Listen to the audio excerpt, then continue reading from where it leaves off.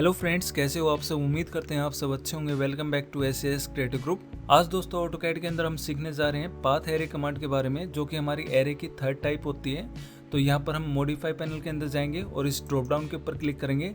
यहाँ से हम डायरेक्ट पाथ एरे कमांड को अप्लाई कर सकते हैं, या उसके अलावा हम इसको शॉर्टकट कमांड की मदद से भी अप्लाई कर सकते हैं।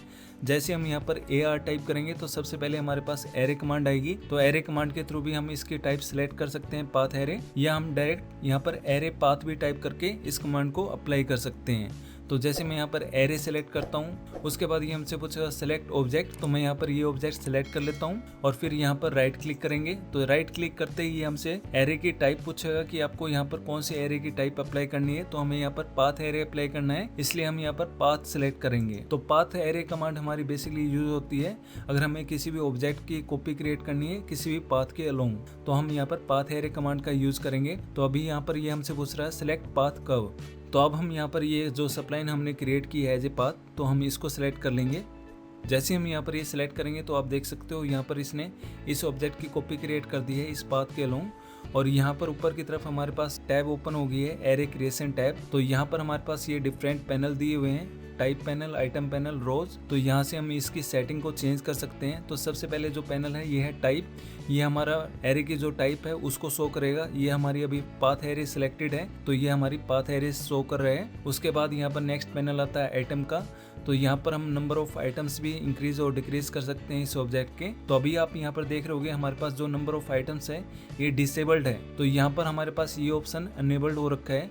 तो यहाँ पर ये ऑप्शन हमारा किस लिए यूज होता है, ये जो हमने सप्लाइन डिफाइन की थी यहाँ पर एज ए पाथ, तो ये इस सप्लाइन की लेंथ को मेजर करेगा और उस लेंथ के अकॉर्डिंग ही यहाँ पर ये जो हमने ऑब्जेक्ट क्रिएट किया था उस ऑब्जेक्ट की डुप्लीकेट कॉपी इस पाथ के लॉन्ग क्रिएट करेगा यहाँ तक। तो यहाँ पर अगर हम ये ऑप्शन ऑफ रखेंगे तो यहाँ पर ये नंबर ऑफ आइटम पूछेगा। अगर ये ऑन रखेंगे तो ये उस ऑब्जेक्ट की कॉपी क्रिएट कर देगा उस पाथ के लॉन्ग। ओके, तो अभी अगर जैसे मुझे यहाँ पर इन दोनों ऑब्जेक्ट्स के बीच का गैप इंक्रीज करना है तो मैं यहाँ पर ये जो बिटवीन की वैल्यू है ये मैं चेंज कर लूंगा। यहाँ पर 200 करता हूँ। तो यहाँ पर आप देख सकते हो इसने यहाँ पर इन दोनों ऑब्जेक्ट्स का गैप है वो क्रिएट कर दिया है 200 डिस्टेंस के ऊपर। तो इस तरह से हम यहाँ पर बिटवीन लेंथ भी चेंज कर सकते हैं। अभी जैसे अगर आपको यहाँ पर नंबर ऑफ आइटम चेंज करने हैं तो आप यहाँ पर इसको क्लिक कीजिए। तो यहाँ पर ये नंबर ऑफ आइटम का ऑप्शन अनेबल्ड हो जाएगा और आप यहाँ पर नंबर ऑफ आइटम चेंज कर सकते हो। जैसे मुझे यहाँ पर 20 चाहिए तो मैं यहाँ पर 20 एंटर करूंगा, तो यहाँ पर ये नंबर ऑफ आइटम 20 आ जाएंगे। अभी जैसे अगर मुझे यहाँ पर नंबर ऑफ आइटम दोबारा इंक्रीज करने हैं तो मैं यहाँ पर ये जो ग्रिप पॉइंट दे रखा है इसको सेलेक्ट करूंगा और जैसे मैं यहाँ पर कर्सर को मूव करूंगा तो आप देख सकते हो यहाँ पर ये नंबर ऑफ आइटम चेंज हो रहे हैं, इंक्रीज भी हो रहे हैं और डिक्रीज भी हो रहे हैं। ओके,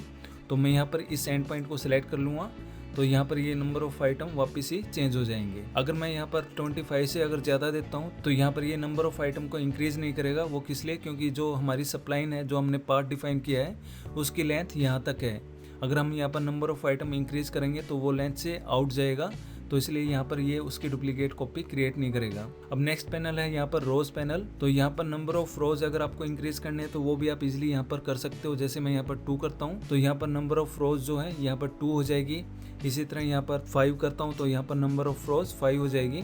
अगर आपको यहाँ पर इन रोज के बीच की जो डिस्टेंस है वो भी अगर आपको इंक्रीज करनी है तो आप यहाँ पर बिटवीन के ऊपर क्लिक करके यहाँ पर 500 वैल्यू एंटर कर सकते हो। तो यहाँ पर ये जो रोज के बीच की डिस्टेंस है ये इंक्रीज हो जाएगी यहाँ पर। तो अभी जैसे गलती से मैंने यहाँ पर 5000 कर दिया था तो मैं यहाँ पर 500 टाइप करता हूँ। तो आप देख सकते हो यहाँ पर ये रोज की जो डिस्टेंस है 500 की डिस्टेंस के बेस पे इंक्रीज हो गई है। ओके, अब नेक्स्ट यहाँ पर ऑप्शन दे रखा है टोटल। तो ये हमारी टोटल लेंथ को इंक्रीज करता है। तो ये बेसिकली काम कैसे करता है बिटवीन और टोटल। तो बिटवीन जो है वो हमारे इस ऑब्जेक्ट की इस पॉइंट से लेके इस पॉइंट तक की डिस्टेंस को डिफाइन करता है, और जो हमारा टोटल है वो हमारे इस ऑब्जेक्ट के इस पॉइंट से इस ऑब्जेक्ट के इस पॉइंट तक की डिस्टेंस को डिफाइन करता है। तो इस तरह से हम यहाँ पर ये बिटवीन और टोटल यूज करते हैं। तो नेक्स्ट ऑप्शन आता है हमारे पास यहाँ पर लेवल का। तो अभी यहाँ पर नंबर ऑफ रोज मैं 1 डिफाइन कर देता हूँ वापस, क्योंकि हमें 1 ही चाहिए यहाँ पर। अब उसके बाद हम यहाँ पर नंबर ऑफ लेवल्स चेंज कर लेते हैं। जैसे मैं यहाँ पर 5 कर लेता हूँ और यहाँ पर जो हमारी डिस्टेंस है एक लेवल से दूसरे लेवल की वो मैं यहाँ पर चेंज कर लेता हूँ, जैसे 1000। और उसके बाद यहाँ पर ये टोटल ऑटोमेटिक कैलकुलेट कर लेगा। अब यहाँ पर हमें कुछ भी चेंजेस नजर नहीं आ रहे हैं क्योंकि ये हमारा 2D व्यू है। अभी मैं यहाँ पर ये 3D व्यू में चेंज कर लेता हूँ यहाँ से व्यू क्यूब की मदद से। तो आप देख सकते हो यहाँ पर ये हमारे जो नंबर ऑफ लेवल लेवल है ये इंक्रीज हो चुके हैं और यहाँ पर ये 5 लेवल तक यहाँ पर इसने इस ऑब्जेक्ट की कॉपी क्रिएट कर दी है। ओके, अभी यहाँ पर दोबारा मुझे लेवल 1 सेट करना है तो मैं यहाँ पर 1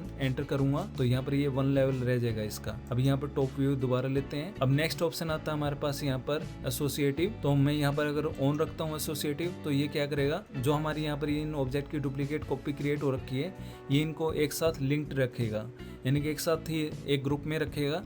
और उसके अलावा इसका क्या बेनिफिट है एसोसिएटिव ऑन रखने का, कि जैसे हम यहाँ पर दोबारा इसमें कुछ मॉडिफिकेशन अगर करना चाह रहे हैं इन एरे ऑब्जेक्ट्स में तो वो भी हम इजीली कर सकते हैं एरे एडिटर की मदद से। अगर हम यहाँ पर एसोसिएटिव नहीं रखेंगे तो यहाँ पर ये इन सभी ऑब्जेक्ट की डुप्लीकेट कॉपी ये इंडिविजुअल बेस पे करेगा, तो हम दोबारा इनको एडिट नहीं कर सकते हैं एरे बेस पे। तो यहाँ पर इसलिए एसोसिएटिव ऑप्शन को आप ऑन रखिएगा। उसके बाद आता है बेस पॉइंट। बेस पॉइंट अगर आपको यहाँ पर इसका बेस पॉइंट चेंज करना है तो आप वो कहीं पर भी डिफाइन कर सकते हो। फिर आता है यहाँ पर टेंजेंट डायरेक्शन, कि अगर आपको टेंजेंट डायरेक्शन अगर चेंज करनी है इनकी वो भी आप इजीली यहाँ पर चेंज कर सकते हो। टेंजेंट डायरेक्शन को आप 2 टाइप में चेंज कर सकते हो। एक तो आप यहाँ पर डायरेक्ट इसको इस तरह से चेंज कर सकते हो, जैसे मैं यहाँ पर ये टेंजेंट डायरेक्शन यहाँ पर ये सेलेक्ट किया ऑप्शन। उसके बाद ये हमसे पूछेगा स्पेसिफाई फर्स्ट पॉइंट जैसे यहाँ पर ये दे दिया। ऑर्थो मोड ऑन कर लेते हैं यहाँ पर। अब यहाँ पर ये क्लिक करता हूँ तो आप देख सकते हो ये स्मूथली यहाँ पर इसने इस ऑब्जेक्ट की कॉपी क्रिएट कर दी है और वो भी ऊपर की तरफ। अब दोबारा मैं यहाँ पर टेंजेंट डायरेक्शन लेता हूँ। अब की बार मैं यहाँ पर फर्स्ट पॉइंट ये डिफाइन करता हूँ और अब की बार मैं राइट साइड में क्लिक नहीं करूंगा सेकंड पॉइंट, मैं लेफ्ट साइड में क्लिक करता हूँ। तो आप देख सकते हो अब की बार यहाँ पर नीचे की तरफ इसने यहाँ पर इस ऑब्जेक्ट की कॉपी क्रिएट की है। तो इस तरह से हम इसकी टेंजेंट डायरेक्शन भी चेंज कर सकते हैं। अब इसके अलावा जो हमारे पास ऑप्शन आता है वो आता है मेजर और डिवाइड का। तो ये क्या ऑप्शन होते हैं दोस्तों, तो ये ऑप्शन जब हमारा अनेबल रहता है तो ये हमारा मेजर का ही ऑप्शन अनेबल रहता है। तो ये एक तरह से ऑटोमेटिक मेजर करता है सप्लाइन की लेंथ को, फिर उसके हिसाब से इन ऑब्जेक्ट की डुप्लीकेट कॉपी क्रिएट करता है। और जब हमारा ये ऑप्शन ऑफ रहता है तो ये हमसे नंबर ऑफ आइटम पूछता है। तो ये हमारा डिवाइड का ऑप्शन रहता है, ये कि कितने नंबर ऑफ आइटम्स आपको यहाँ पर चाहिए हैं वो हम यहाँ पर डिफाइन कर सकते हैं। अब उसके बाद नेक्स्ट ऑप्शन आता है हमारे पास यहाँ पर अलाइन आइटम। जैसे मैं यहाँ पर अलाइन आइटम को डिसेबल करता हूँ तो आप देख सकते हो यहाँ पर ये जो आइटम्स है इनकी जो अलाइनमेंट है वो यहाँ पर चेंज हो गई है। अभी दोबारा ऑन करता हूँ तो इनकी अलाइनमेंट प्रॉपरली आ जाएगी यहाँ पर। तो इस तरह से हम यहाँ पर अलाइन आइटम का यूज करते हैं। अब नेक्स्ट ऑप्शन आता है यहाँ पर जेड डायरेक्शन। जेड डायरेक्शन अगर आपको जेड एक्सिस के अलोंग भी अगर इसकी डायरेक्शन को मेंटेन करना है तो वो आप यहाँ से कर सकते हो। अब उसके बाद हम यहाँ पर एसोसिएटिव ऑन रख के यहाँ पर इसको क्लोज करेंगे। तो जैसे हम यहाँ पर क्लोज करते हैं तो आप देख सकते हो यहाँ पर ये हमारे ऑब्जेक्ट की कॉपी क्रिएट हो चुकी है। अब यहाँ पर अगर मैं इसको सिलेक्ट करता हूँ तो दोबारा ये हमारा एरे एडिटर विंडो ओपन हो जाएगा। अब यहाँ पर हमारे पास कुछ ऑप्शन और आ जाएंगे, edit source, replace item, reset array. तो एडिट सोर्स के अंदर अगर हम करते हैं क्लिक, उसके बाद ही हमसे पूछेगा सिलेक्ट आइटम। तो ये आइटम मैं यहाँ पर ये सिलेक्ट कर लेता हूँ। ओके के ऊपर क्लिक करेंगे।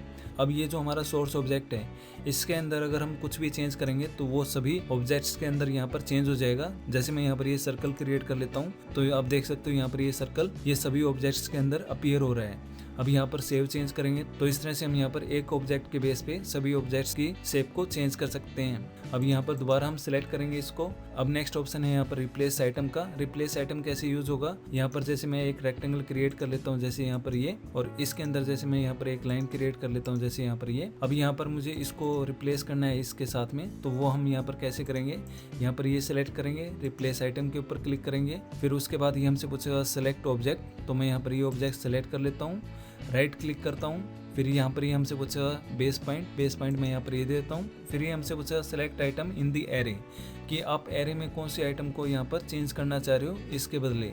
तो जैसे मुझे यहाँ पर इस आइटम को रिप्लेस करना है तो मैं यहाँ पर ये सिलेक्ट कर लूँगा तो ये हमारा रिप्लेस हो जाएगा। इसको सिलेक्ट करता हूँ तो ये रिप्लेस हो जाएगा। तो इस तरह से हम यहाँ पर इनको रिप्लेस कर सकते हैं। जैसे यहाँ पर ये सिलेक्ट करता हूँ तो ये हमारे इस ऑब्जेक्ट के बेस पे रिप्लेस हो जाएंगे। अभी जैसे मैं यहाँ पर राइट क्लिक करता हूँ और यहाँ पर एस्केप की दबाता हूँ। अभी जैसे मैं यहाँ पर वापस एरे टाइप के अंदर चलता हूँ और यहाँ पर क्लोज एरे के ऊपर क्लिक कर देता हूँ तो ये हमारे ऑब्जेक्ट रिप्लेस हो जाएंगे इस तरह से। ओके, अब जैसे दोबारा मैं इनको सिलेक्ट करता हूँ, अगर दोबारा मुझे इनको रिप्लेस करना है पहले वाले ऑब्जेक्ट्स में तो हम यहाँ पर रीसेट एरे करेंगे और फिर उसके बाद क्लोज एरे करेंगे तो यहाँ पर ये हमारे रीसेट हो जाएंगे। तो इस तरह से हम यहाँ पर ये ऑप्शन यूज करते हैं, edit source, replace, reset array. अब नेक्स्ट दोबारा मैं यहाँ पर एक सबलाइन क्रिएट कर लेता हूँ फटाफट, और अब की बार मैं रेक्टेंगल क्रिएट कर लेता हूँ जैसे यहाँ पर ये, और इसको मैं मूव कर लेता हूँ यहाँ पर। अब यहाँ पर मैं दोबारा पाथ एरे कमांड लेता हूँ, उसके बाद सेलेक्ट ऑब्जेक्ट ये कर लेता हूँ, राइट क्लिक करता हूँ, पाथ ये सिलेक्ट कर लेता हूँ। अभी जैसे मैं यहाँ पर ये एसोसिएटिव के ऑप्शन को डिसेबल कर देता हूँ और यहाँ पर क्लोज करता हूँ तो अभी आप देख सकते हो यहाँ पर जैसे मैं ये ऑब्जेक्ट सेलेक्ट करूँगा तो यहाँ पर कोई भी एरे एडिटर टैब ओपन नहीं हो रही है। वो इसलिए क्योंकि यहाँ पर इसने जो ऑब्जेक्ट की डुप्लीकेट कॉपी क्रिएट की है वो सेपरेट की है इंडिविजुअल। ओके, तो इस तरह से हम यहाँ पर पाथ एरे कमांड का यूज़ करते हैं। आई होप आपको ये वीडियो समझ में आई होगी। एंड दोस्तों, अगर आपको हमारी ये वीडियो पसंद आई तो प्लीज़ आप हमारे चैनल को सब्सक्राइब कीजिए, हमारी वीडियोस को लाइक कीजिए और उन्हें अपने दोस्तों के साथ शेयर कीजिए। Thank you so much. मिलते हैं नेक्स्ट वीडियो के अंदर।